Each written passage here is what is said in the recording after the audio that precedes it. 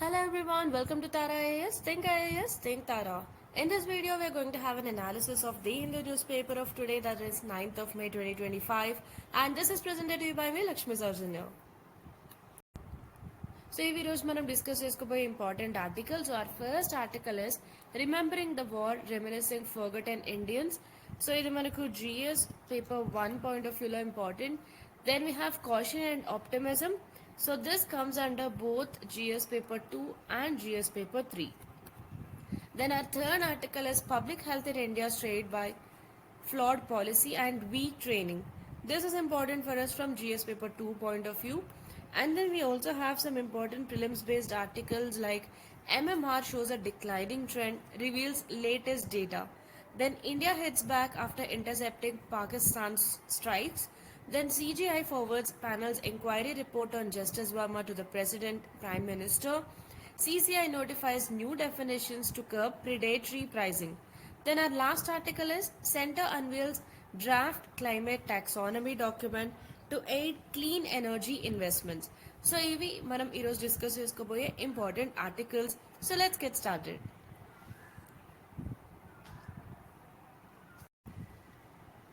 So here is our first article, that is Remembering the War, Reminiscing Forgotten Indians. Syllabus mapping చూసినట్లయితే ఇది మనకు GS paper 1 modern Indian history, personalities and contributions, world history, second world war. So ఈ topics అనేవి మనకు cover అవుతున్నాయి.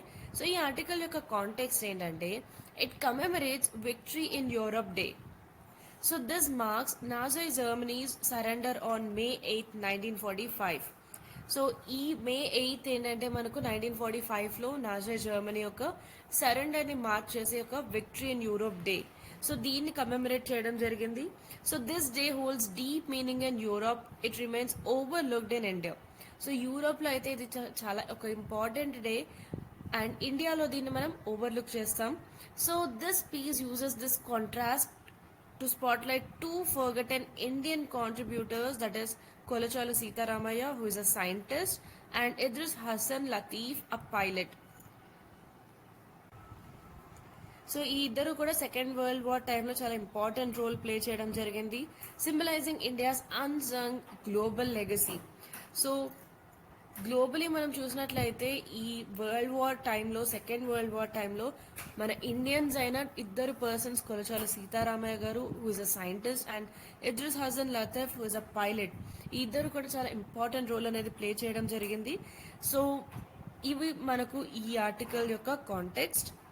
Then world war 2 ఇది ఎప్పుడు జరిగింది మనకు 1 సెప్టెంబర్ 1939 నుండి 2 సెప్టెంబర్ 1945 వరకు జరిగింది. సో దీని యొక్క కీ పార్టిసిపెంట్స్ ఎవరు? Allied powers and axis powers. Allied powers అంటే మనకు United Kingdom, Soviet Union, United States, China, France and others. So you have to remember these countries. So ఏవి మనకు అలైడ్ పవర్స్ కిందకు వస్తాయి, ఏవి మనకు యాక్సిస్ పవర్స్ కిందకు వస్తాయని. యాక్సిస్ పవర్స్ చూసినట్లయితే మనకు Nazi Germany, fascist Italy and imperial Japan. So ఈ వరల్డ్ వార్ 2 ఎక్కడ స్టార్ట్ అయిందంటే it began with Germany's invasion of Poland. Germany పోలాండ్ని ఇన్వేడ్ చేయడం దగ్గర నుండి మనకు ఈ సెకండ్ వరల్డ్ వార్ అనేది స్టార్ట్ అయింది. And it ended with Japan's surrender after the atomic bombings of Hiroshima and Nagasaki. Since this world war 2 is in news, so దీని యొక్క beginning as well as ending, both of these are important for us. So ఇది ఏ విధంగా begin అయింది అంటే Germany పోలాండ్ని occupy చేయడం ద్వారా, invade చేయడం ద్వారా మనకు ఈ వరల్డ్ వార్ 2 అనేది స్టార్ట్ అయింది. అండ్ జపాన్ ఎప్పుడైతే మనకు సరెండర్ అయిందో, that is after the bombings of Hiroshima and Nagasaki ఎప్పుడైతే జపాన్ సరెండర్ అవ్వడం జరిగిందో, దీంతో వరల్డ్ వార్ 2 అనేది ఎండ్ అయింది. Right. So this are the basics of world war 2 that you have to know. So ఇది ఎప్పుడు స్టార్ట్ అయింది అండ్ ఎప్పుడు ఎండ్ అయింది, the dates are important. And ఏ ఇన్సిడెంట్స్ వల్ల స్టార్ట్ అయింది అండ్ ఏ ఇన్సిడెంట్ వల్ల ఎండ్ అయింది. దీనిలోని key participants, that is allied powers and axis powers. So these are the basics of world war 2 that we have to know. So యొక్క causes ఏమున్నాయి? First is treaty of Versailles ఆఫ్ 1919. So ఈ treaty of Versailles ఏంటంటే Germany పైన చాలా harsh penalties impose చేయడం జరిగింది, like heavy reparations, disarmament and loss of its territory. So దీనివల్ల జర్మనీలో చాలా డీప్గా నేషనల్ రిసెంట్మెంట్ అనేది జరిగింది and this fuel the rise of Hitler and రివాన్షిజం. Right. So this treaty of Versailles is an important cause for world war two. ఎందుకంటే ఈ treaty of Versailles ఆఫ్ 1919 ఏదైతే జర్మనీ పైన చాలా హార్ష్ పెనాల్టీస్ని ఇంపోజ్ చేయడం జరిగిందో, లైక్ రిపరేషన్స్ కోసం చాలా హెవీ పెనాల్టీస్, డిజార్మ్మెంట్ అంటే వారి యొక్క ఆర్మ్స్ అండ్ అమ్యునిషన్స్ని వదిలేయాల్సి ఉంటుంది డిజార్మ్మెంట్లో భాగంగా, అదేవిధంగా తమ టెరిటరీని కొంతవరకు లాస్ అవ్వడం జరిగింది. సో వీటన్నిటి వల్ల ఏంటంటే they felt humiliated a lot and నేషనల్గా రిసెంట్మెంట్ కూడా జరిగింది. So people were having a lot of resentment against this particular incident and దీని ద్వారా మనకు హిట్లర్ యొక్క రైజ్, అదేవిధంగా రివాన్షిజం కూడా మనం చూడొచ్చు. Then the second major cause is rise of totalitarian regimes. So emergence of Hitler in Germany, ఇటలీలో Mussolini and జపాన్లో మిలిటరిస్ట్ లీడర్స్. సో వీరి యొక్క ఎమర్జెన్స్ అనేది జరిగింది ఆ టైంలో. సో దీనివల్ల అగ్రెసివ్ నేషనలిజం ప్రమోట్ అయింది, అదేవిధంగా ఎక్స్పాన్షనిజం అండ్ రేసిజం స్టేట్ ఐడియాలజీస్గా ప్రమోట్ అయ్యాయి. సో ఈ విధంగా టోటాలిటేరియన్ రెజిమ్స్ యొక్క రైజ్ అనేది మనం చూడొచ్చు ఆ టైంలో. Then failure of the League of Nations. So ఈ లీగ్ ఆఫ్ నేషన్స్ అనేది it become a weak international institution with no enforcement power. So ఒక ఇంటర్నేషనల్ ఇన్స్టిట్యూషన్గా లీగ్ ఆఫ్ నేషన్స్ని క్రియేట్ చేసినప్పటికీ ఇది ఒక వీక్ ఇన్స్టిట్యూషన్గా ఉండింది అండ్ దీనికి ఎటువంటి ఎన్ఫోర్స్మెంట్ పవర్ కూడా లేకపోయింది. Then fail to act against Japan's invasion of Manchuria in 1931 or Italy's invasion of Ethiopia in 1935. So League of Nations ఉన్నప్పటికీ కూడా జపాన్ ఏదైతే మంచూరియా పైన ఇన్వేట్ చేసిందో 1931లో దానికి అగేన్స్ట్గా ఎటువంటి యాక్షన్ తీసుకోలేదు. అండ్ దెన్ ఇటలీ ఇథియోపియాని 1935లో ఇన్వేట్ చేసినప్పుడు కూడా ఎటువంటి యాక్షన్ తీసుకోలేదు league of nations. Right. So ఈ విధంగా మనం లీగ్ ఆఫ్ నేషన్స్ ఫెయిల్ అయిన 2 ఎగ్జాంపుల్స్ అనేవి మనం మెన్షన్ చేయొచ్చు. Then invasion of Poland in 1931. Germany Poland పైన అటాక్ చేసింది after signing this Molotov Ribbentrop pact with USSR.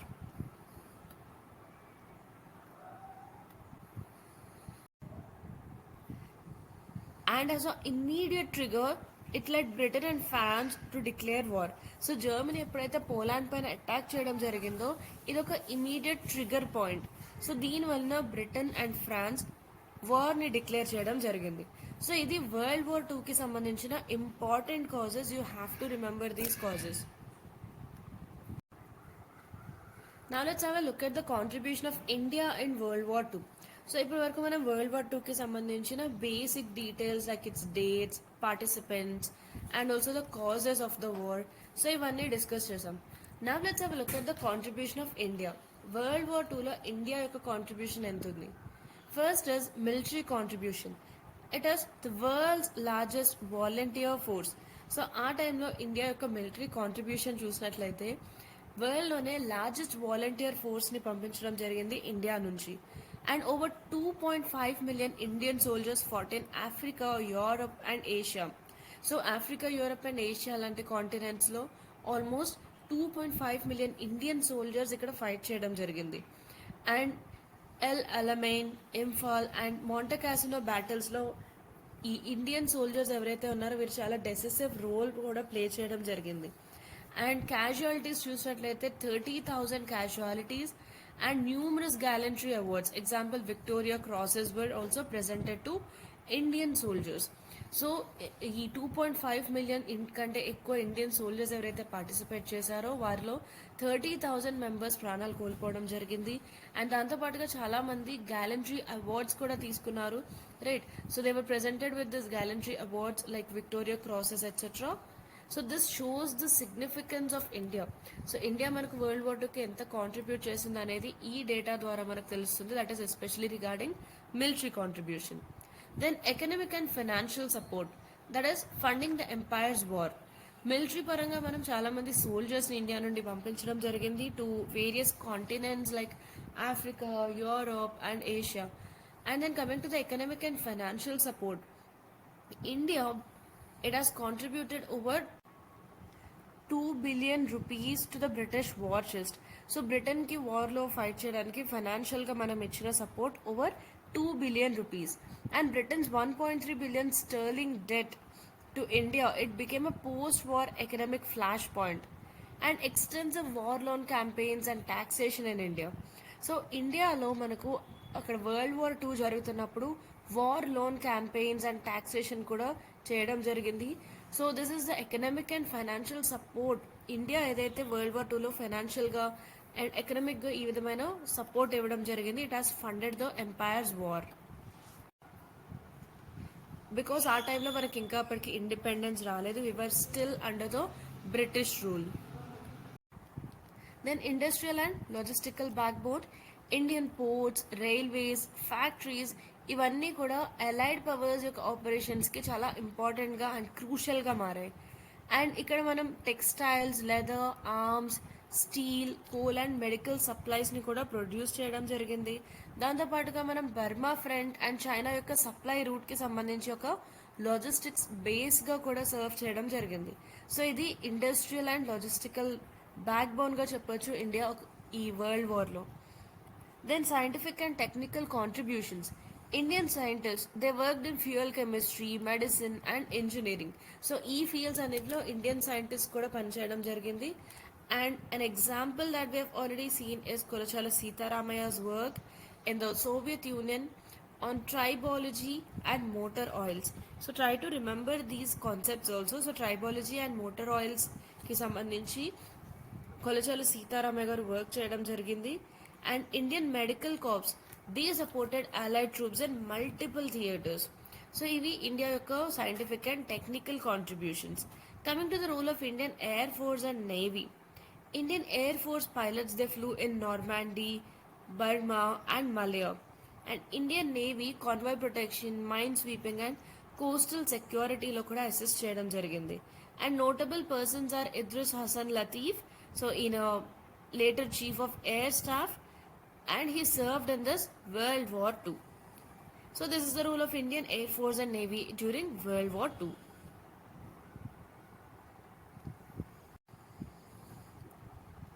So ఇవన్నీ కూడా మనకు ఇండియాకి సంబంధించి వరల్డ్ వార్ 2కి సంబంధించిన కాంట్రిబ్యూషన్స్. వరల్డ్ వార్ 2లో ఇండియా యొక్క కాంట్రిబ్యూషన్స్ ఏమేమి ఉన్నాయంటే you can mention all these points in your mains answers. Then coming to the impacts of world war 2 globally. So గ్లోబల్గా మనకు వరల్డ్ వార్ 2 యొక్క ఇంపాక్ట్స్ ఏమున్నాయంటే human and material devastation. So హోలోకాస్ట్తో కలిపి మనకు ఆల్మోస్ట్ 70+ మిలియన్ డెత్స్ అనేవి జరిగాయి.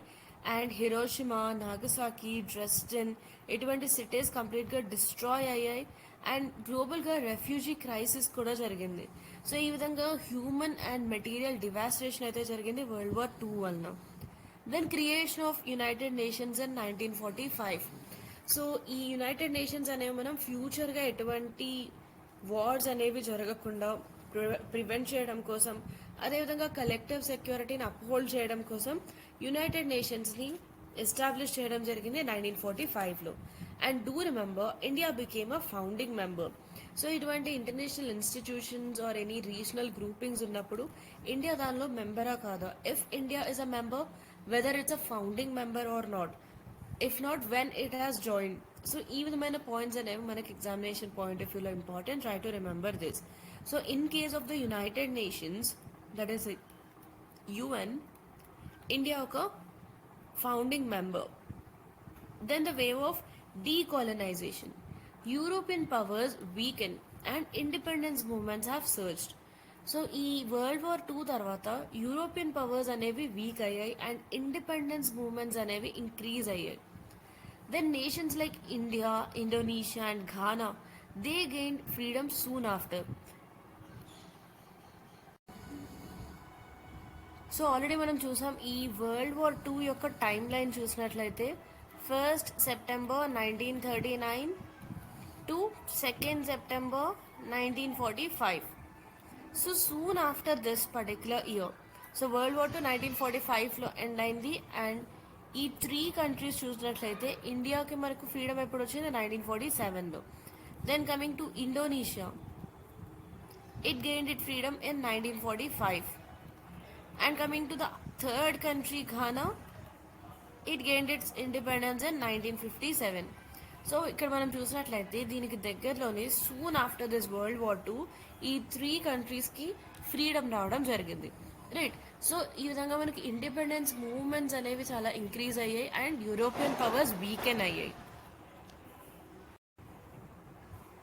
Then the start of Cold War.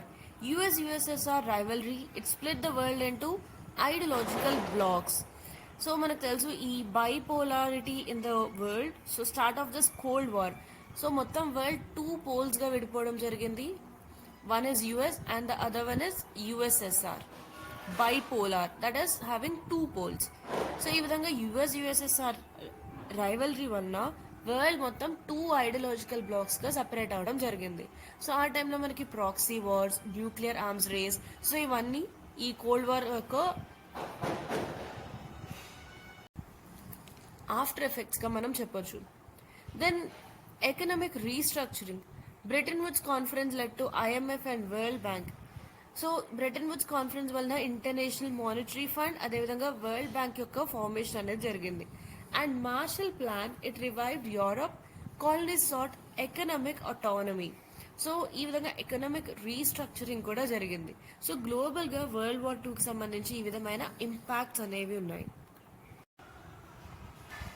So ఇప్పటి వరకు మనం గ్లోబల్గా వరల్డ్ వార్ 2 యొక్క ఇంపాక్ట్ ఏంటనేది చూసాం.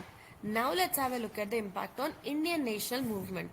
సో వరల్డ్ వార్ 2 మనకు 1939 నుండి 1945 వరకు జరిగింది. సో ఈ టైంలో ఇండియా ఇంకా బ్రిటిష్ రూల్ కిందనే ఉంది. సో అప్పటికి మనకి ఇండిపెండెన్స్ రాలేదు, బట్ ఫ్రీడమ్ స్ట్రగుల్ మూవ్మెంట్ అయితే ఇండియన్ నేషనల్ మూవ్మెంట్ జరుగుతుంది. సో ఆ ఇండియన్ నేషనల్ మూవ్మెంట్ పైన వరల్డ్ వార్ 2 యొక్క ఇంపాక్ట్ ఎంతవరకు ఉందో చూద్దాం.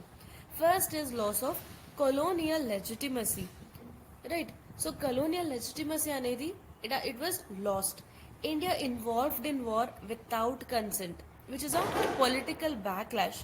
సో కన్సెంట్ లేకుండానే ఇండియా వార్లో ఇన్వాల్వ్ అయింది and this spark widespread disillusionment with British rule, right. So ఈ విధంగా మనకు కొలోనియల్ లెజిటిమసీ యొక్క లాస్ అనేది చూడొచ్చు. Then Quit India movement of 1942. Cripps mission fail అయింది and Gandhiji do or die call ఇవ్వడం జరిగింది, right. And also mass uprising demanding immediate British exit. ఇమ్మీడియట్గా బ్రిటిష్ వారు ఎగ్జిట్ అవ్వాలని చెప్పి చాలా మాస్ అప్రైజింగ్ అండ్ డిమాండ్స్ అనేవి రావడం జరిగింది. 1942లో క్విట్ ఇండియా మూవ్మెంట్ ద్వారా కూడా lot of pressure was put on the Britain are on the UK, right. Then we have rise of militarised nationalism, INA. So Subhash Chandrabose ఐఎన్ఏని form చేశారు, Indian National army, with the support of the axis powers. And ఇక్కడ వరకు యూత్ని inspire చేసే slogans ఇవ్వడం జరిగింది like జై Hind. And ఈయన ఏం చేశారంటే ఎక్స్ సోల్జర్స్ని మొబిలైజ్ చేయడం జరిగింది అండ్ రీడిఫైన్డ్ పేట్రియాటిజం.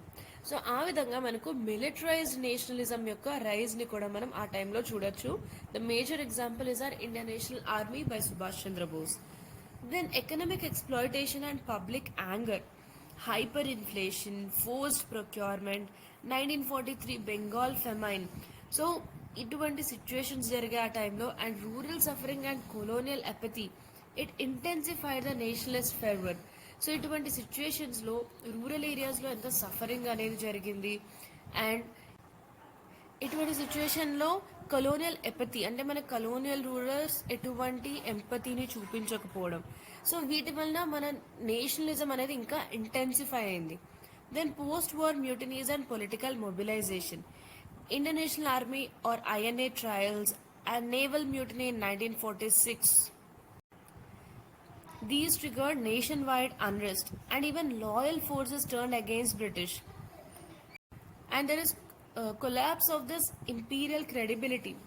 సో ఎవరైతే బ్రిటిష్ వారికి లాయల్గా ఉన్నారో వారు కూడా బ్రిటిషర్స్కి అగేన్స్ట్గా టర్న్ అవ్వడం జరిగింది, right. So this shows the collapse of imperial credibility. So ఈ ఇంపీరియల్ పవర్ యొక్క క్రెడిబిలిటీ ఏ విధంగా కొలాప్స్ అయింది అనేది కూడా వీటి వల్ల మనకు తెలుస్తుంది. So what are these INA trials and what is this naval mutiny? So let's have a look at this. So coming to the INA trials. So what are these INA trials? So వీటినే మనం red fort ట్రయల్స్గా కూడా పిలవడం జరుగుతుంది. So ఈ INA trials లేదా red fort trials ఏంటంటే ఇవి British వారు కండక్ట్ చేయడం జరిగింది against the officers of Indian National army.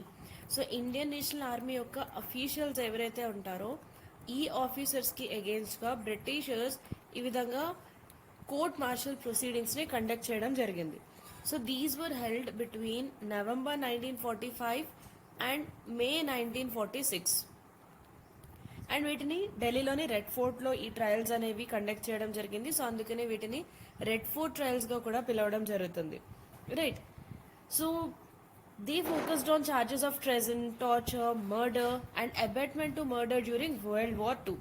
So basically దీని యొక్క కాంటెక్స్ట్ ఏంటంటే మనకు తెలుసు Subhash Chandra Bose world war II టైంలో ఈయన ఇండియన్ నేషనల్ ఆర్మీని ఫామ్ చేశారు అండ్ బ్రిటిష్ ఎంపైర్కి అగేన్స్ట్గా జాపనీస్ పీపుల్తో ఆయన ఫైట్ చేయడం జరిగింది, right. So the fought along with the Japanese. So charges ఏంటంటే బ్రిటిష్ గవర్నమెంట్ ఏమందంటే ఐఎన్ఏ ఆఫీసర్స్ని ట్రెజన్ and conspiracy against the crown. So ఈ రీజన్స్తో ట్రయల్ అనేది చేయడం జరిగింది, రైట్. అండ్ వీటి వల్ల పబ్లిక్ ఇంపాక్ట్ అనేది చాలా ఎక్కువగా పడింది. So coming to the public impact, వీటి వలన నేషనలిస్ట్ సెంటిమెంట్ అనేది చాలా వైడ్ స్ప్రెడ్ అయింది. అదేవిధంగా ఇండిపెండెన్స్ మూవ్మెంట్ ఇంకా ఇంటెన్సిఫై అయింది. And it also led to this royal naval mutiny in Mumbai, right. So what is this royal Indian naval mutiny? So ఈ particular incident పైన కూడా ఇంతకుముందు మనకు క్వశ్చన్స్ అడగడం జరిగింది regarding this royal Indian Navy mutiny of 1946. So ఈ incidents యొక్క year కూడా మనకి equally important from examination point of view. So దీన్నే నేవల్ మ్యూటినీగా కూడా పిలవడం జరుగుతుంది. So this is one of the significant event in our struggle for independence. So ఇది ఏంటంటే this was uprising by the Indian sailors against the British colonial rule, especially అక్కడున్న poor working conditions and racial discrimination and inadequate food. ఈ reasons వలన Indian sailors British colonial రూల్కి అగేన్స్ట్గా ఈ Royal Indian Navy mutiny చేయడం జరిగింది, right. So this actually began in Bombay. So బాంబేలో ఇది 1946 స్టార్ట్ అయింది అండ్ తర్వాత ఇది it quickly spread to other naval ships and establishments across India. So దీనికి సంబంధించి డిఫరెంట్ ఫ్యాక్టర్స్ ఆర్ కాజెస్ ఉన్నాయి, right. So there are lot of different factors like dissatisfaction with the British policies and ఇండియాలో అప్పటికే పెరుగుతున్న Nationalist sentiments and quit India movement యొక్క influence, అదేవిధంగా ఈ INA trials ఏవైతే జరిగాయో వీటి యొక్క ఇంపాక్ట్ కూడా ఈ పర్టికులర్ మ్యూటినీ పైన ఉంది, right. So do remember this, go through your basics and just brush up these issues under your modern Indian history. You would have studied this Indian National Army, INA trials and RIN mutiny.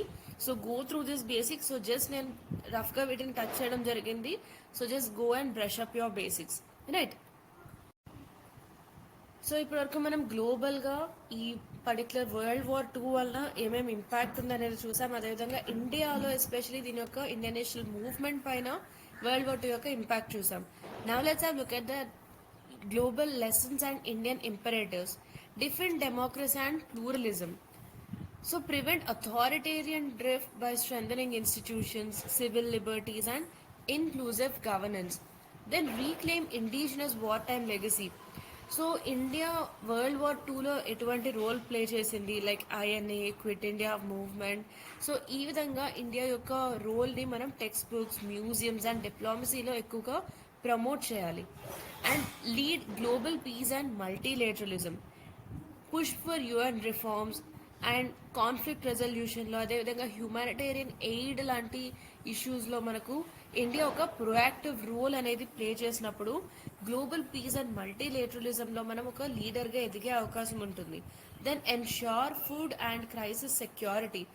Bengal famine 1943 నుండి మనం కొన్ని lessons అయితే నేర్చుకోవచ్చు to build strong food systems and disaster preparedness, right. So ఏదైనా ఇటువంటి disaster వచ్చినప్పుడు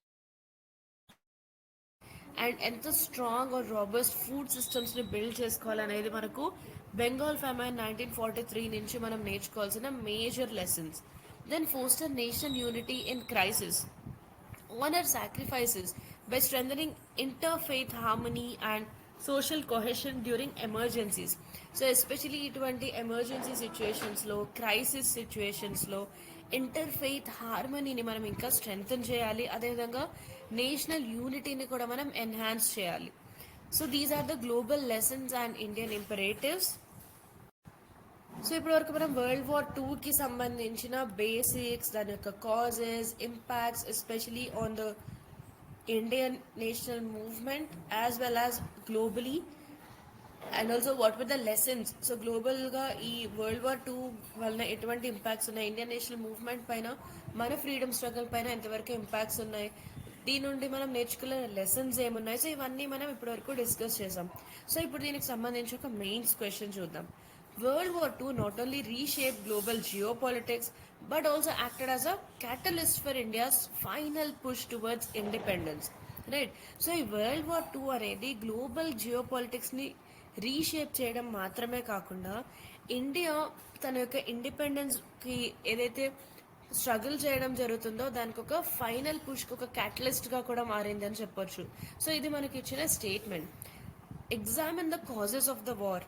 so ఇది మనం ఆల్రెడీ డిస్కస్ చేసాం, వార్ యొక్క causes, mention those causes. Then India's contributions. So మనం డిఫరెంట్ వేస్లో ఇండియా ఏ విధంగా ఏ సెక్టర్లో ఏ విధంగా కాంట్రిబ్యూట్ చేసిందని మనం చెప్పుకున్నాం. So list out those contributions. And how the war influence Indian national movement. So ఈ World War II ఏ విధంగా ఇండియన్ నేషనల్ మూవ్మెంట్ని ఇన్ఫ్లుయెన్స్ చేయడం జరిగింది అనేది కూడా మెన్షన్ చేయండి. So in this way right and answer in 250 words. So already ఈ ఆన్సర్కి కావాల్సిన కంటెంట్ అంతా మనం డిస్కస్ చేయడం జరిగింది. And you can write your own words in case of introduction and conclusion. Right?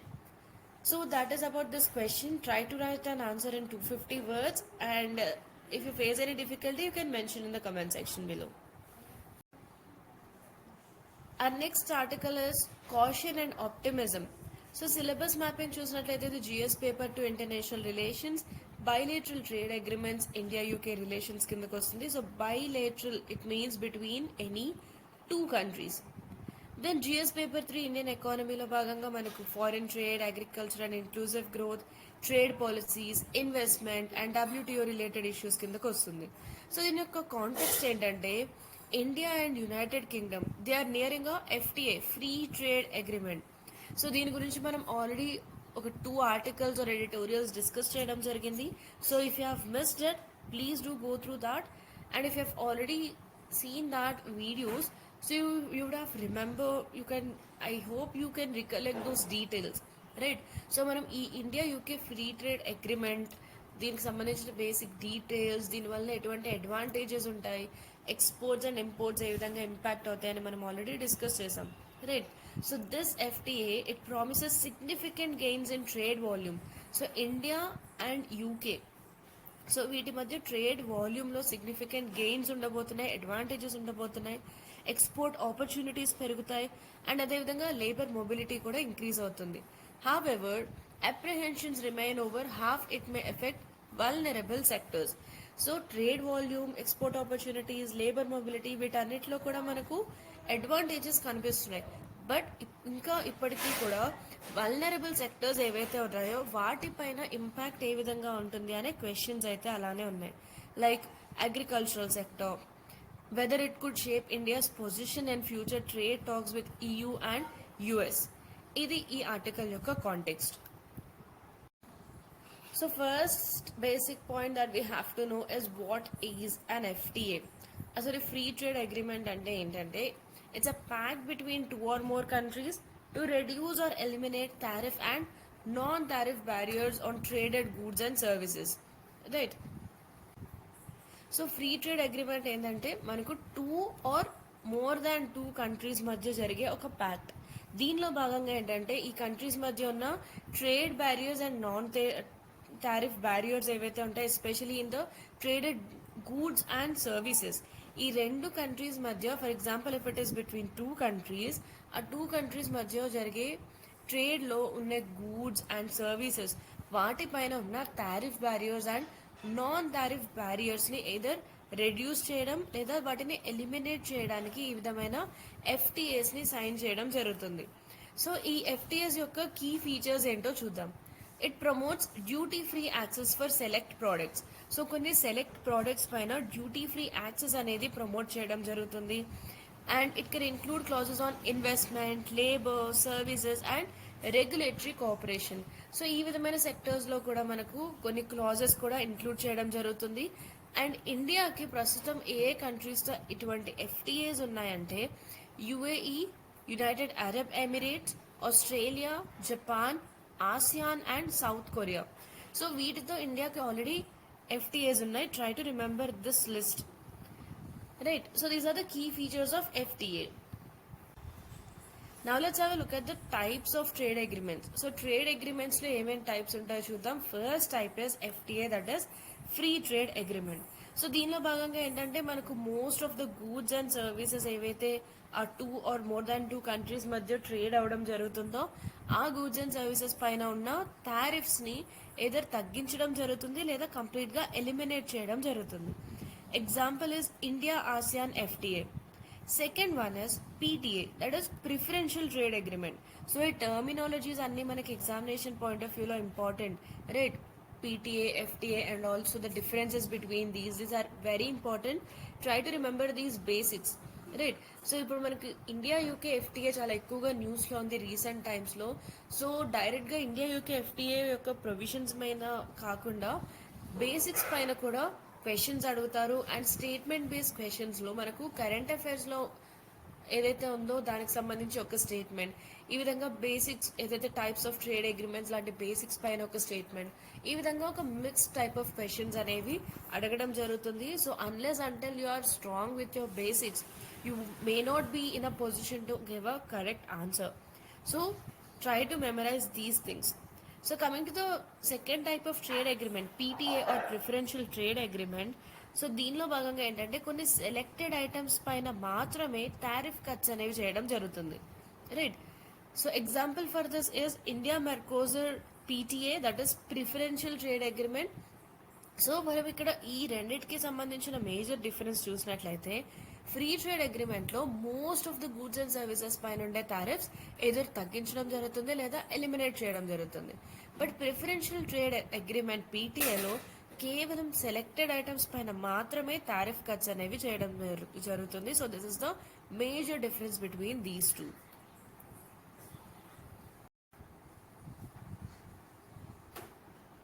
Then we have CEPA, that is Comprehensive Economic Partnership Agreement. So దీనిలో ఏంటంటే మనకు goods, services, investments and regulations అనేవి cover అవుతాయి. And major example is India Japan CEPA. Then CECA, that is comprehensive economic cooperation agreement. So ఇది almost comprehensive economic partnership agreement CEPAకి సిమిలర్గా ఉంటుంది, but broader economic cooperation focus ఉంటుంది. So example వచ్చేసి మనకు India Singapore మధ్య ఉన్న CECA. Then customs union. So customs యూనియన్లో ఏంటంటే మనకు ఇంటర్నల్ టారిఫ్స్ అనేవి కంప్లీట్గా ఉండవు అండ్ కామన్ ఎక్స్టర్నల్ టారిఫ్ అనేది ఉంటుంది. సో ఈ కంట్రీస్ మధ్య కస్టమ్స్ యూనియన్లో ఇంటర్నల్గా టారిఫ్స్ ఏమీ ఉండవు అండ్ ఎక్స్టర్నల్గా అన్నిటికీ కలిపి ఒక కామన్ టారిఫ్ అనేది ఉంటుంది. ఎగ్జాంపుల్ వచ్చి మనకు యూరోపియన్ యూనియన్. అంటే యూరోపియన్ యూనియన్లో భాగంగా మనకు ఇంటర్నల్గా టారిఫ్స్ అనేవి ఉండవు, బట్ ఎక్స్టర్నల్గా చూసినట్లయితే ఒక కామన్ ఎక్స్టర్నల్ టారిఫ్ అనేది ఉంటుంది. Then comes common market. Common market అంటే it's a customs union plus free movement of labour, capital etcetera. So common మార్కెట్లో కస్టమ్స్ యూనియన్లో ఉన్నట్టుగా టారిఫ్స్ అనేవి ఇంటర్నల్గా ఏమీ ఉండవు అండ్ ఎక్స్టర్నల్గా కామన్ టారిఫ్ ఉంటుంది. దాంతో పాటుగా లేబర్, క్యాపిటల్ ఇటువంటి వాటిలో ఫ్రీ మూవ్మెంట్ అనేది జరుగుతుంది. Example is EU single market. Then comes economic union. Economic union అంటే common market plus common policies or currency. So ఈ ఎకనామిక్ యూనియన్లో కామన్ మార్కెట్ అంటే customs union plus free movement of labour, capital etcetera. దాంతో పాటుగా కొన్ని common policies or common currency కూడా ఉంటుంది. Example is eurozone under EUలో ఉన్న యూరో జోన్ని ఈ విధంగా మనం ఎకనామిక్ యూనియన్ కింద చెప్పొచ్చు, right? So try to remember all these terminologies. These are very important from examination point of view. PTA, FTA, CECA, customs union, common market and economic market.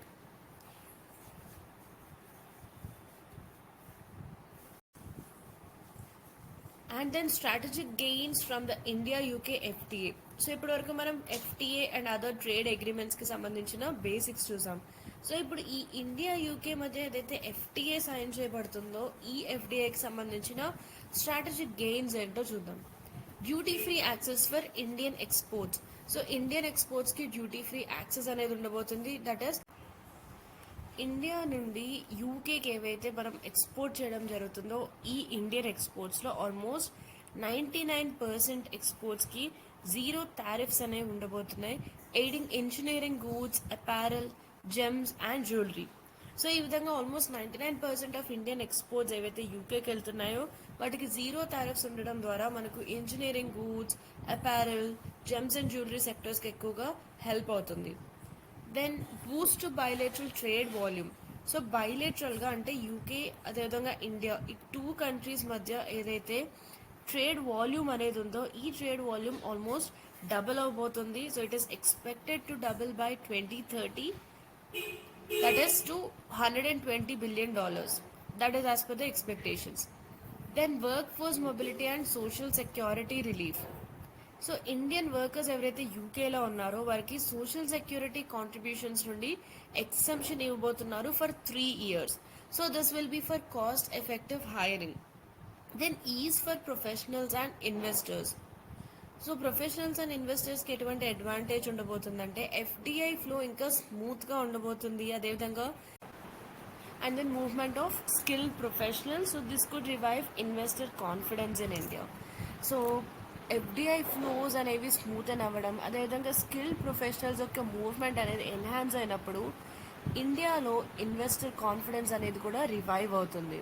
So it will be an ease for the professionals and also for the investors. Then template for future global trade deals. So ఈ FTA ఏదైతే ఉందో ఇది India future negotiations ఏవైతే ఉంటాయో with countries like US and also with EU. So వీటితో జరగబోయే future నెగోషియేషన్స్కి ఇది ఒక బ్లూ ప్రింట్గా ఉండబోయే అవకాశం ఉంది. So this could be a template for future global trade deals. So this is a strategic gain that we have from India UK FTA. Now let's have a look at the underlying concerns and risks in this FTA. So ఈ India UK FTA ద్వారా ఏదైతే మనకు advantages ఉన్నాయో దీంతో పాటు కొన్ని concerns and risks కూడా ఉన్నాయి. సో అవేంటో చూద్దాం. First is risk to India's agricultural sector. So India యొక్క అగ్రికల్చరల్ సెక్టర్ కొంత రిస్క్ ఫేస్ చేస్తుంది. సో ఏ విధంగా అంటే lower duties on lamb, salmon and processed foods. So ఈ విధంగా వీటిపైన ఉన్న డ్యూటీస్ అనేవి తగ్గించడం వలన ఆల్రెడీ లో మార్జిన్ వచ్చే ఇండియన్ ఫార్మర్స్కి ఇంకా ఇది ఎఫెక్ట్ అనేది అవుతుంది. So it will effect them negatively. Then skewed trade outcomes in previous FTAs. So ఇంతకుముందు మనం కొన్ని కంట్రీస్తో ఆల్రెడీ FTAs ఉన్నాయని చెప్పుకున్నాం. సో అటువంటి ప్రీవియస్ ఫ్రీ ట్రేడ్ అగ్రిమెంట్స్లో there is a skewed trade outcome. India UAE that is India and United Arab Emirates మధ్య ఏదైతే CEPA ఉందో సో ఈ CEPA అదేవిధంగా ఆస్ట్రేలియాతో ఉన్న FTA వీటిలో మనకు ఇండియాకి చాలా లిమిటెడ్ గెయిన్స్ అయితే లభించాయి, రేజింగ్ కాషన్. సో మనం ఏదైనా కంట్రీతో ఫ్రీ ట్రేడ్ అగ్రిమెంట్ లేదా ఈ విధమైన different kinds of trade agreement sign చేసినప్పుడు ఆ కంట్రీకి ఎంతవరకు గెయిన్ ఉంది, ఇండియాకి ఎంతవరకు గెయిన్ ఉంది అనేది కూడా మనం చూసుకోవాల్సి ఉంటుంది. సో మన పాస్ట్ ఎక్స్పీరియన్సెస్తో చూసుకున్నట్లయితే మనం అదర్ కంట్రీస్తో సైన్ చేసిన కొన్ని FTAsలో ఇండియాకి కొంతవరకు లిమిటెడ్ గెయిన్స్ మాత్రమే లభించడం జరిగింది. Then we have limited impact on mass consumption. So mass consumption పైన కూడా లిమిటెడ్ ఇంపాక్ట్ ఉండే అవకాశం ఉంది. Tariffs cuts on automobiles and alcohol they క్యాటర్ to premium segments, not the wider Indian market. So automobiles పైన టారిఫ్స్ని reduce చేయడం, అదేవిధంగా alcohol పైన టారిఫ్స్ని reduce చేయడం వలన ద ఎలైట్ పీపుల్ ప్రీమియం సెగ్మెంట్స్కి మాత్రమే ఇది హెల్ప్ అవుతుంది తప్ప వైడర్ ఇండియన్ మార్కెట్లో అంత ఇంపాక్ట్ అనేది ఉండదు, right, especially on mass consumption. Then pressure and larger future deals. Concessions in UK FTA, they may set problematic precedents for EU or US negotiations. So ఫ్యూచర్లో మనకి యుఎస్ అండ్ ఈయూతో జరిగే నెగోషియేషన్స్లో ఈ విధంగా మనం యూకేకి ఇన్ని కన్సెషన్స్ ఇవ్వడం వలన నెక్స్ట్ అయ్యే నెగోషియేషన్స్ ఫ్యూచర్ డీల్స్లో కూడా కొన్ని ప్రాబ్లమాటిక్ ఇష్యూస్ ప్రెసిడెంట్స్ అనేవి వచ్చే ఛాన్స్ ఉంది, right? So we may have some pressure in the future deals.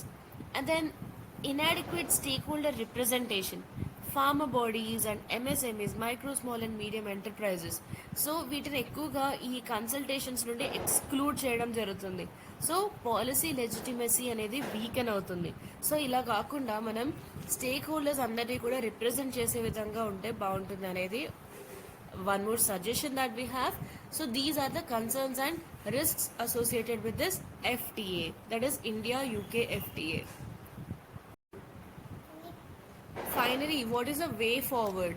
So దీని యొక్క వే ఫార్వర్డ్ ఏంటో చూద్దాం. Protect sensitive sectors through exclusion list. So agriculture and కొన్ని వల్నరబుల్ ప్రోడక్ట్స్ ఏవైతే ఉంటాయో వీటిని మనం టారిఫ్ కన్సెషన్స్కి ఎక్స్క్లూడ్ చేయాల్సి ఉంటుంది వేర్ ఎవర్ నీడెడ్. సో ఈ విధంగా మనం సెన్సిటివ్ సెక్టర్స్ని ఈ ఎక్స్క్లూజన్ లిస్ట్ ద్వారా ప్రొటెక్ట్ చేయాల్సి ఉంటుంది. Then we have undertake comprehensive impact assessments. So వీటి యొక్క ఇంపాక్ట్స్ ఏ విధంగా ఉన్నాయనేది తెలుసుకోవడానికి మనం కొన్ని కాంప్రహెన్సివ్ ఇంపాక్ట్ అసెస్మెంట్స్ కూడా చేయాల్సి ఉంటుంది. So assess the distributional impacts across regions and income groups before ratification. So ఇటువంటి ఎఫ్టీఎస్ని రాటిఫై చేసే ముందు మనం డిస్ట్రిబ్యూషనల్ ఇంపాక్ట్స్ ఏ విధంగా ఉన్నాయనేది అసెస్ చేయాల్సి ఉంటుంది. లైక్ డిఫరెంట్ రీజన్స్లో ఎటువంటి ఇంపాక్ట్స్ ఉంది, డిఫరెంట్ ఇన్కమ్ గ్రూప్స్ పైన ఏ విధంగా ఇంపాక్ట్ ఉంది అనేది మనం అసెస్ చేయాల్సి ఉంటుంది before the ratification. Then balance strategic and domestic priorities. So strategic ప్రయారిటీస్తో పాటుగా మన డొమెస్టిక్గా మన కంట్రీలో ఉన్న ప్రయారిటీస్ని మనం అసెస్ చేసుకోవాల్సి ఉంటుంది, అదేవిధంగా వాటిని బ్యాలెన్స్ చేయాల్సి ఉంటుంది. సో ఎఫ్టీఏస్ని మనం గ్లోబల్ పొజిషనింగ్ కోసం యూజ్ చేస్తున్నాం. అదే సమయంలో మనం మన యొక్క సెల్ఫ్ రిలయన్స్ అండ్ రూరల్ ఎక్విటీని అండర్మైన్ చేయకూడదు. Then institutionalise stake holder dialogue. So farmers, exporters and labour representatives, so వీరిని సిస్టమాటికల్గా కన్సల్ట్ చేయాల్సి ఉంటుంది during this FTA negotiations. Then enhance the export competitiveness.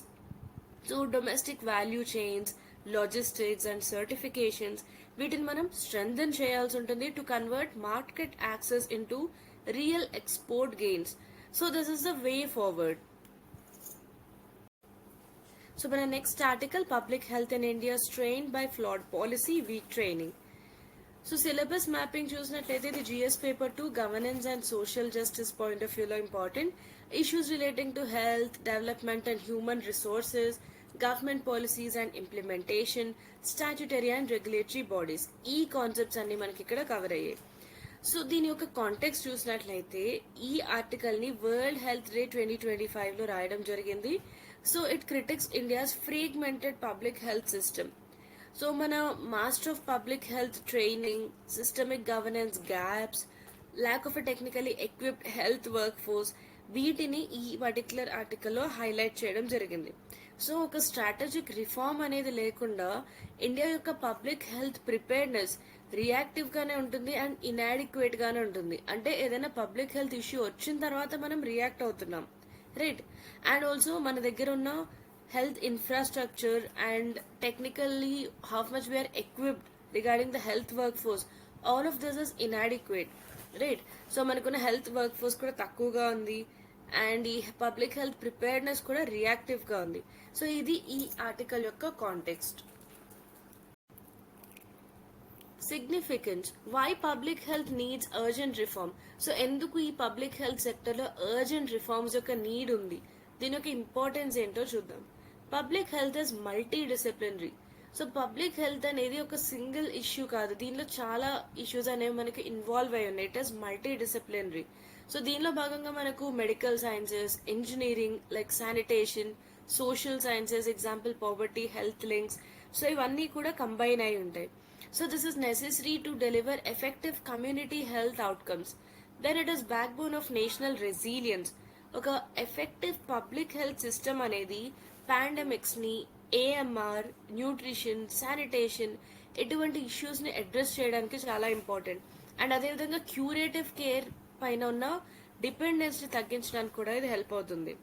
Then foundation for equity, ఒక strong public health framework ఉన్నట్లయితే మనకు universal యాక్సెస్ని ensure చేయొచ్చు, particularly in under served rural and tribal areas. So కొన్ని under served అంటే కావాల్సిన దానికంటే తక్కువ సర్వ్ అవుతున్న రూరల్ ఏరియాస్ అండ్ ట్రైబల్ ఏరియాస్లో మనం యూనివర్సల్ యాక్సెస్ని ఎన్ష్యూర్ చేయొచ్చు ఒక స్ట్రాంగ్ పబ్లిక్ హెల్త్ ఫ్రేమ్వర్క్ ద్వారా. Then we have global and domestic policy alignment. So ఈ పబ్లిక్ హెల్త్ అనేది మన ఎస్డిజీస్ మీట్ అవడానికి చాలా important. That is our sustainable development goals.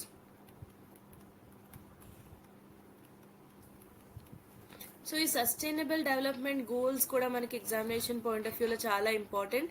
So already మనకు ప్రీవియస్ ఇయర్స్లో కూడా సస్టైనబుల్ డెవలప్మెంట్ గోల్స్ పైన చాలా క్వశ్చన్స్ అడగడం జరిగింది. So since we have come across this topic, so SDGs, ఈ 17 ఎస్డిజీస్ అండ్ వాటి యొక్క కంటెంట్ అనేది మనకి ఎగ్జామినేషన్ పాయింట్ ఆఫ్ వ్యూలో important.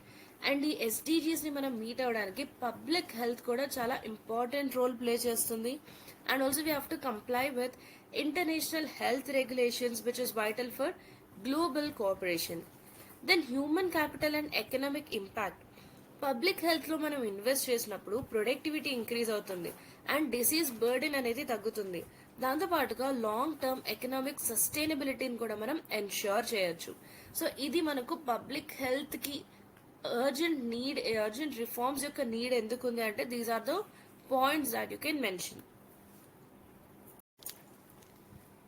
Now let's have a look at the gaps in policy, training and governance. So వీటి మధ్య ఎటువంటి gaps ఉన్నాయి? First is fragmented governance. Public health responsibilities అనేవి యూనియన్, స్టేట్ అండ్ కాన్కరెంట్ లిస్ట్లో split అయి ఉన్నాయి. అంటే మూడిటికి కూడా వీటిపైన రెస్పాన్సిబిలిటీస్ ఉన్నాయి. And we do not have any single nodal authority or vision. So public హెల్త్కి సంబంధించి ఒక సింగిల్ అథారిటీ లేదా సింగిల్ విజన్ అనేది లేదు. Then weak MPH curriculum and training. Curriculum ఇవి నాన్ స్టాండర్డైజ్డ్గా ఉన్నాయి, అండర్ ఫండెడ్ అంటే కావాల్సిన దానికంటే తక్కువ ఫండ్స్ అనేవి వస్తున్నాయి, అండ్ ఫీల్డ్ ట్రైనింగ్ కూడా ఉండడం లేదు. And also public health engineering modules ఇవి కూడా ఉండడం లేదు. There is a lack of these. So next is systemic invisibility of MPH graduates. So ఈ ఎంపీహెచ్ గ్రాడ్యుయేట్స్కి చాలా లిమిటెడ్గా ఎంట్రీ లెవెల్ రోల్స్ ఉంటున్నాయి అండ్ కెరియర్ పాత్వేస్ కూడా అన్క్లియర్గా ఉంటున్నాయి and they are often overlooked in health planning bodies. Then lack of behavioural and policy sciences integration. So epidemiology, health economics, health law, so ఇటువంటి fields అనేవి చాలా under emphasize అవుతున్నాయి regarding training and policy making. And colonial and institutional legacy. India యొక్క health system మనం చూసినట్లయితే దీనిలో కూడా మనకు బ్రిటిష్ లెగసీ చాలా ఎక్కువగా కనిపిస్తుంది.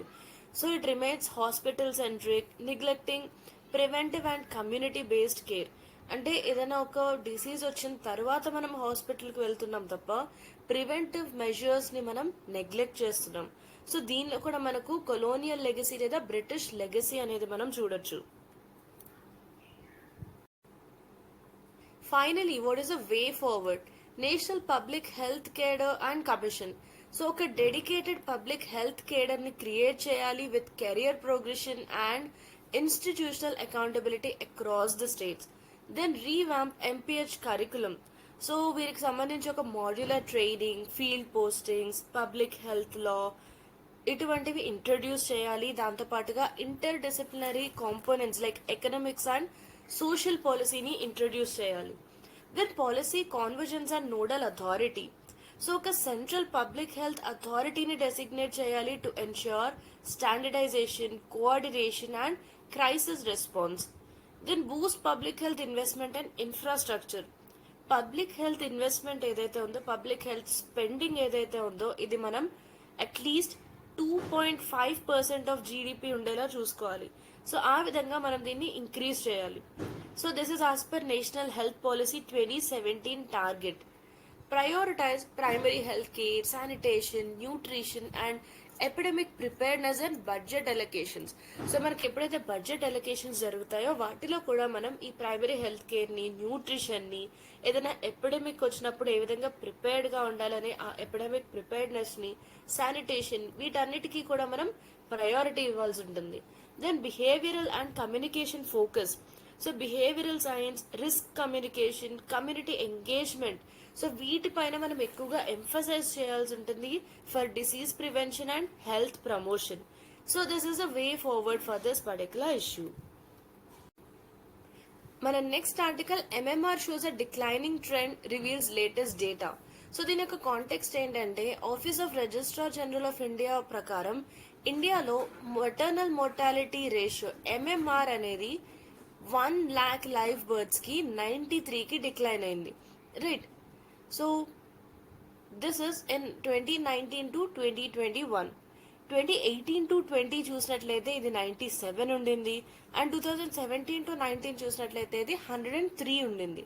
రైట్. సో ఆ డేటా 103 నుండి 97కి రెడ్యూస్ అయింది, అండ్ 2021 వరకు ఉన్న డేటా ప్రకారం ఇది 93కి రెడ్యూస్ అయింది. సో ఇంతకు ముందు కూడా వీటిపైన ప్రీవియస్ ఇయర్ క్వశ్చన్స్ అడిగారు ఐఎంఆర్, ఎంఎంఆర్ పైన. So basics of MMR. First point here that you have to remember. So ఇది ఎన్ని లైవ్ బర్డ్స్ కి ఇది కౌంట్ చేయడం జరుగుతుందంటే this is per 1,00,000 live births, not 1,000. Be careful with this. Right. This is per 1,00,000 live births. So 1,00,000 live births లో 93. Then highest MMR remains in 20 to 29 age group. And preventable diseases లో కూడా మనకు death rate అనేది మనం చూస్తున్నాం, mortality ratio. So this is definitely a concern for us. అంటే కొన్ని deaths ని మనం ప్రివెంట్ చేయగలం, but we couldn't prevent that. Right. Then world health organisation reports ఏమంటున్నాయంటే గ్లోబలీ 2023లో పర్ డే 700 మెటర్నల్ డెత్స్ జరుగుతున్నాయి. So this stresses the need for continued investment in maternal care. So ఒక్క రోజులో మనకు గ్లోబల్ గా 2023లో 700 మెటర్నల్ డెత్స్ జరుగుతున్నాయి. అంటే మన మెటర్నల్ కేర్ లో ఇంకా ఎంత ఇన్వెస్ట్ చేయాలనేది ఇది మనకు చూపిస్తుంది. This is the context of this article.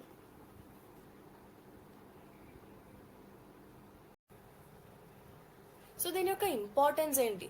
MMR తగ్గితే దానివల్ల మనకి ఏంటి ఆ ఇంపార్టెన్స్ అంటే key indicator of women's health and rights. ఈ ఎంఎంఆర్ ఏదైతే ఉందో ఇది access to quality reproductive health care, nutrition and social determinants like early marriage, వీటన్నిటిని కూడా ఎంఎంఆర్ రిఫ్లెక్ట్ చేస్తుంది. And progress towards SDG targets. India SDG 3.1 goal వైపు reach అవబోతుంది, that is reducing global MMR below 70 by 2030. So 2030 వచ్చేసరికి ఇది 70 ఉండాలి అనేది SDG 3.1 యొక్క గోల్. సో మనం ఈ గోల్ కి దగ్గరగా మనం వెళ్తున్నాము as per the data. Then improved public health delivery. So ఈ డిక్లైన్ ఏదైతే ఉందో ఎంఎంఆర్ లో it suggest positive impact of institutional deliveries, Janani Suraksha Yojana, JSY, Lakshya, and improve health infrastructure. So మన దగ్గర హెల్త్ ఇన్ఫ్రాస్ట్రక్చర్ అనేది ఇంప్రూవ్ అయింది, అదేవిధంగా గవర్నమెంట్ ఇనిషియేటివ్స్ కూడా వర్క్ అవుతున్నాయి అనేది మనకి ఈ ఎంఎంఆర్ డిక్లైన్ ద్వారా తెలుస్తుంది. Then demographic dividend and economic gains. So healthier mothers ఉన్నప్పుడు మనకి ప్రొడక్టివిటీ అనేది పెరుగుతుంది, అదేవిధంగా better child outcomes and reduced health care cost. It also boost India's global image in health reporting. So ఈ విధంగా ఎంఎంఆర్ లో మనం డిక్లైన్ అనేది ఓవర్ ద ఇయర్స్ మనం చూసినప్పుడు గ్లోబల్ గా ఇండియా యొక్క ఇమేజ్ ఏదైతే ఉందో అది కూడా ఎన్హాన్స్ అవుతుంది. Right. So this demonstrates India's data based public health reforms which is crucial for global credibility. So data based గా మన యొక్క పబ్లిక్ హెల్త్ రిఫార్మ్స్ ఏ విధంగా ఇండియా తీసుకుంటుంది, వాటి వలన ఏ విధమైన రిజల్ట్స్ అనేవి వస్తున్నాయి అనేది డేటా ద్వారా తెలుస్తుంది. అండ్ ఫైనలీ ఇది మనకు గ్లోబల్ క్రెడిబిలిటీకి చాలా important. Now let's have a look at some basics about MMR. So in maternal mortality ratio, MMR ante number of maternal deaths per 1,00,000 live births during a given time period. So as I've told you before, do remember this is per 1,00,000 live births. And దీని వల్ల ఏంటంటే మనకు maternal and reproductive health care యొక్క quality ఏ విధంగా ఉందనేది తెలుస్తుంది. అండ్ WHO ఈ మెటర్నల్ డెత్ ని it has classified as one occurring during pregnancy లేదా within 42 days of termination excluding accidental causes. So ఈ విధంగా క్లాసిఫై చేయడం జరిగింది WHO. So try to remember this definition. Then coming to current MMR data of India యొక్క national MMR from 2019 to 21 per 1 lakh live births it is 93. So previous గా మనం చెప్పుకున్నట్టుగా ఇది 2018 to 20లో 97 ఉండింది అండ్ 2017 to 19 103 ఉండింది. So slowly ఇది reduce అవుతూ వస్తుంది. సో హై MMR స్టేట్స్ ఏమున్నాయంటే Madhya Pradesh with 175, Assam 167, Uttar Pradesh 151 and Odisha 135. So try to remember at least the top 3 states. And sustainable development goal SDG 3.1 ఏంటంటే దీని యొక్క టార్గెట్ 2030 వరకు మనం MMR ని గ్లోబల్ MMR ని లెస్ దాన్ 70కి తీసుకురావాలనేది టార్గెట్. అండ్ ఇది SDG 3 కిందకు వస్తుంది, good health and well being.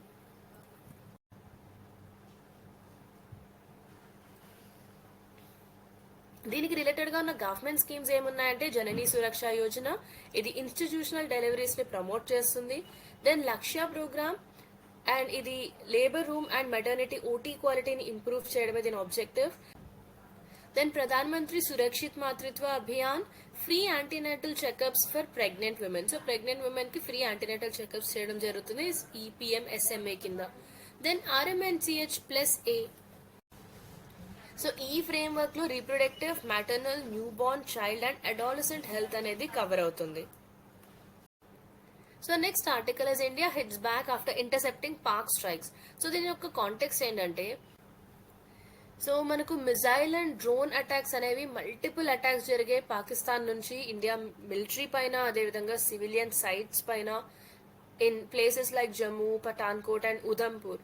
So after all this India intercepted the threats and వీటిని మనం రిటాలియేటరీ స్ట్రైక్స్ ద్వారా మనం రెస్పాండ్ అవ్వడం జరిగింది under operation Sindoor. So this comes after India's targeted attacks on terror infrastructure in Pakistan occupied Kashmir amid rising border tensions. So ఇది దీని యొక్క context. National security and strategic deterrence. So what is the significance of it? Assertive defence posture.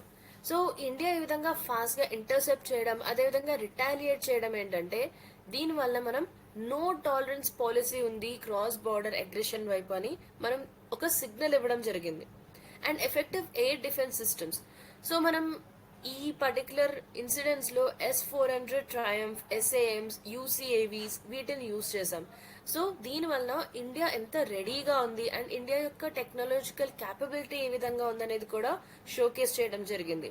Then cross ministerial synergy, defence, home, intelligence agencies, so వీటన్నిటి మధ్య కూడా ఎంత coordination ఉంది and institutional preparedness అనేది ఎంతగా ఇంప్రూవ్ అయిందో కూడా మనకి తెలుస్తుంది.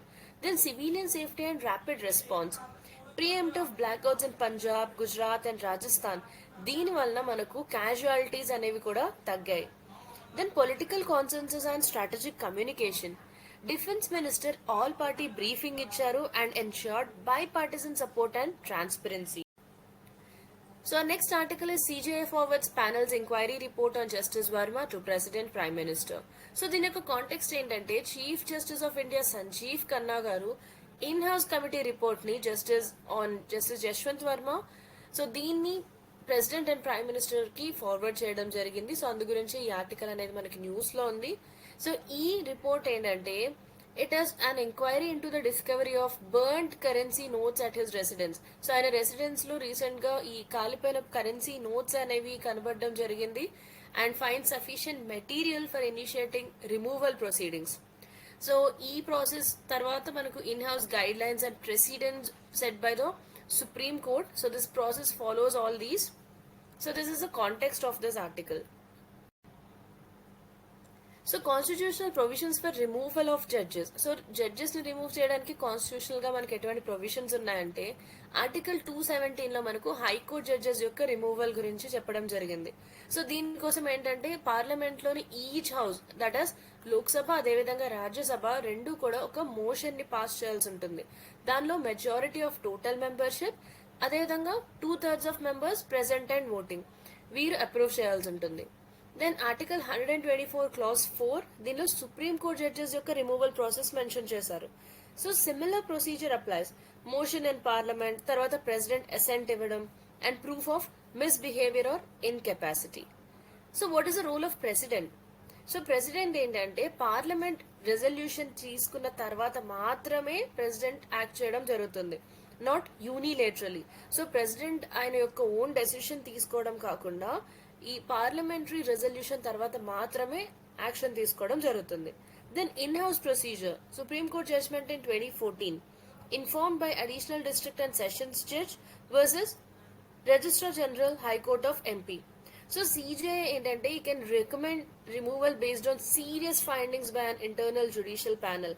సో ఏదైనా ఒక ఇంటర్నల్ జ్యుడిషియల్ ప్యానల్ కొన్ని సీరియస్ ఫైండింగ్స్ చేసినట్లయితే వాటిని బేస్ చేసుకొని రిమూవల్ ని రికమెండ్ చేయొచ్చు CJI. Now let's have a look at some prelims MCQs. Consider the following statements regarding removal of judges in India. So ఇక్కడ మనం కరెక్ట్ స్టేట్మెంట్స్ ని identify చేయాల్సి ఉంటుంది. Our first statement says Constitution of India, both Supreme Court judges అదేవిధంగా high court judges proof misbehaviour or incapacity proof అయినట్లయితే ఈ grounds పైన ఇద్దరిని కూడా రిమూవ్ చేయొచ్చు అని చెప్పి కాన్స్టిట్యూషన్ లో మెన్షన్ చేశారనేది మన first statement. So yes, it is correct. So you can eliminate this option B. Then ఒక జడ్జ్ ని he can be removed by the president after a motion is passed by both the houses. So రెండు houses కూడా parliament లోని Lok Sabha and Rajya Sabha special మెజారిటీతో ఒక motion ని pass చేసిన తర్వాత ప్రెసిడెంట్ ఆ జడ్జ్ ని రిమూవ్ చేయొచ్చు అనేది మన second statement. So yes, this is also a correct statement. So this also can be eliminated, right? Then the in-house procedure for inquiry against judges, it is explicitly laid down in the constitution under 124(4) article. So ఈ ఆర్టికల్లో clear గా మనకు ఈ in house procedure ఏదైతే ఉంటుందో judges removal కి సంబంధించి ఆ ఎంక్వైరీ ప్రాసెస్ అంతా కూడా క్లియర్ గా మనకు ఆర్టికల్ 124 క్లాస్ 4 లో మెన్షన్ చేశారు అనేది మన థర్డ్ స్టేట్మెంట్. సో ఇదొక రాంగ్ స్టేట్మెంట్ బికాస్ ఇదొక judicially evolved thing not mentioned in the constitution. So the correct answer is A, 1 and 2. So this in-house procedure is judicially evolved, not mentioned in the constitution. So remember this. మన next article CCI notifies new definitions to curb predatory pricing. So దీని యొక్క context ఏంటంటే competition commission of India కొత్తగా కొన్ని new definitions అనేవి notify చేయడం జరిగింది. So ఇవి దేనికి సంబంధించి అంటే ఒక ప్రోడక్ట్ లేదా ఒక సర్వీస్ యొక్క కాస్ట్ ని డిటర్మైన్ చేయడానికి and also to assess whether pricing is predatory. So this move updates regulatory mechanisms under Competition Act 2002 and ఇది కాస్ట్ రెగ్యులేషన్స్ 2025 ఏదైతే ప్రపోజ్ చేయడం జరిగిందో దానిలో ఇదొక భాగం. అండ్ దీని యొక్క ఆబ్జెక్టివ్ ఏంటంటే డిజిటల్ అండ్ ఇవాల్వింగ్ మార్కెట్స్ యొక్క ఇంప్రూవింగ్ ఓవర్ సైట్ కోసం దీన్ని తీసుకురావడం జరిగింది. సో ఇది ఆర్టికల్ యొక్క కాంటెక్స్ట్. ఈ ఆర్టికల్లో మనకి ప్రిలిమ్స్ కాన్సెప్ట్స్ ఏంటంటే first is competition commission of India. దీన్ని 2003లో ఎస్టాబ్లిష్ చేయడం జరిగింది under competition act of 2002. And దీని యొక్క nodal ministry of corporate affairs. And దీని యొక్క రోల్ ఏంటంటే to prevent anti competitive practices like cartels, abuse of dominance and predatory pricing. అంటే ఒక ప్రోడక్ట్ ని కార్టెల్స్ అంటే ఫర్ ఎగ్జాంపుల్ ఒక ప్రోడక్ట్ ని మ్యానుఫ్యాక్చర్ చేసే వాళ్ళందరూ కలిసి ఒక కార్టెల్ గా ఫామ్ అయి ప్రైజెస్ ని డిటర్మైన్ చేయడం. సో అవన్నీ యాంటీ కాంపిటేటివ్ ప్రాక్టీసెస్ కిందకు వస్తాయి.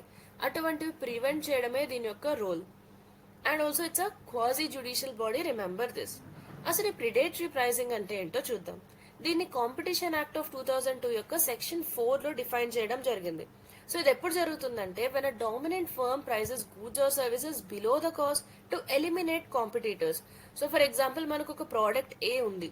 సో ఈ ప్రోడక్ట్ ఏని మ్యానుఫ్యాక్చర్ చేసే వాళ్ళు చాలా మందే ఉంటారు, రైట్?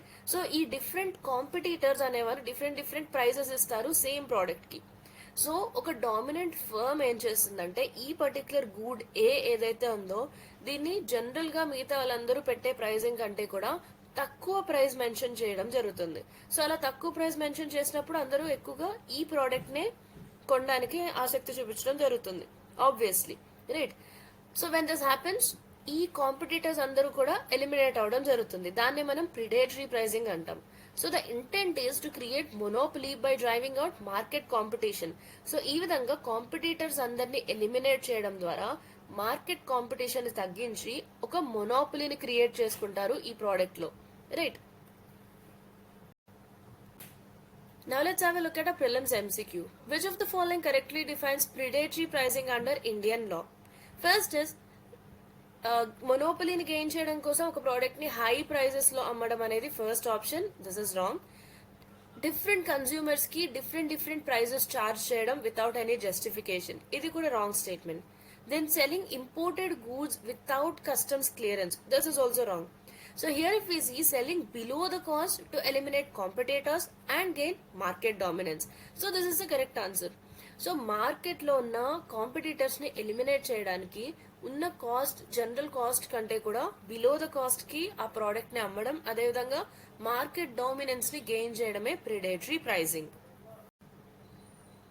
సో ఇది రోజు మన last article, centre and wheels draft climate taxonomy document to aid clean energy investment. So దీని యొక్క కాంటెక్స్ట్ ఏంటంటే మన ఫైనాన్స్ మినిస్ట్రీ కొత్తగా ఒక డ్రాఫ్ట్ ని రిలీజ్ చేయడం జరిగింది. The title is framework of India's climate finance taxonomy.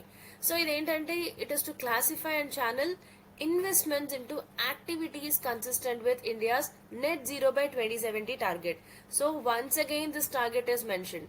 So India యొక్క నెట్ జీరో బై 2070 టార్గెట్ ఏదైతే ఉందో దానికి కన్సిస్టెంట్ గా ఉండే యాక్టివిటీస్ లో ఇన్వెస్ట్మెంట్స్ తీసుకురావడం కోసం ఈ విధమైన ఫ్రేమ్వర్క్ ని రిలీజ్ చేయడం జరిగింది. So it's a response to the global need for a common definition of climate finance, right. So global గా మనకు క్లైమేట్ ఫైనాన్స్ అనే ఫ్రేజ్ ఏదైతే ఉందో దీనికి ఒక కామన్ డెఫినేషన్ కావాల్సి ఉంది. A disagreement that also surfaced during COP29 negotiations. So COP29 Azerbaijan లోని బాకులో జరిగింది. సో అప్పుడు కూడా ఈ విధమైన డిసగ్రిమెంట్ అయితే తెర మీదకి రావడం జరిగింది regarding common definition for climate finance. So ఇది ఆర్టికల్ యొక్క కాంటెక్స్ట్. సో ఇక్కడ మనకున్న ప్రిలిమ్స్ కాన్సెప్ట్స్ ఏంటంటే first is climate finance taxonomy. So ఈ క్లైమేట్ సపోర్టివ్ లేదా క్లైమేట్ ట్రాన్సిషన్ కి సంబంధించిన యాక్టివిటీస్ ని డిఫైన్ చేయడానికి, లేబుల్ చేయడానికి ఒక classification system. And it helps direct investments. So clean energy, low emission technologies and climate resilient infrastructure లో ఇన్వెస్ట్మెంట్స్ ని డైరెక్ట్ చేయడానికి కూడా ఇది హెల్ప్ అవుతుంది. అండ్ దీని యొక్క మేజర్ ఎయిమ్ ఏంటంటే to prevent green washing and also to ensure alignment with India's net zero by 2070 target.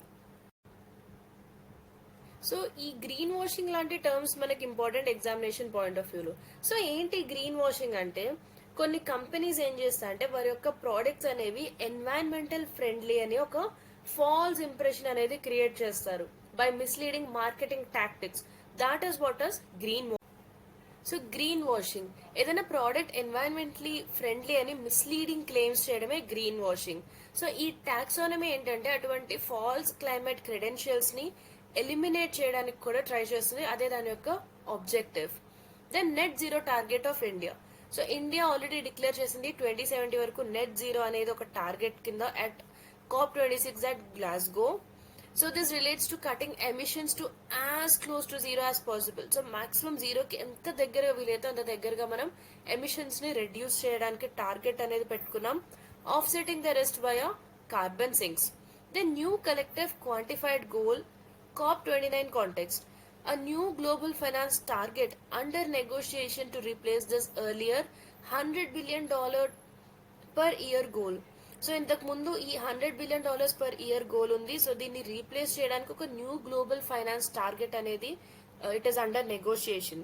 So COP29 లో ఏంటంటే డెవలపింగ్ నేషన్స్ ఏమన్నారంటే 2035 వరకు యాన్యువల్ గా $1.35 trillion ఉండాలి అని. బట్ దీనికి సంబంధించి ఎటువంటి కాన్సెన్సస్ కి అయితే రాలేదు. So that is all about the articles of today. Hope you have like this session. Please do like, share and subscribe to our channel for more interesting content on UPSC. Thank you so much for watching this session. Bye-bye.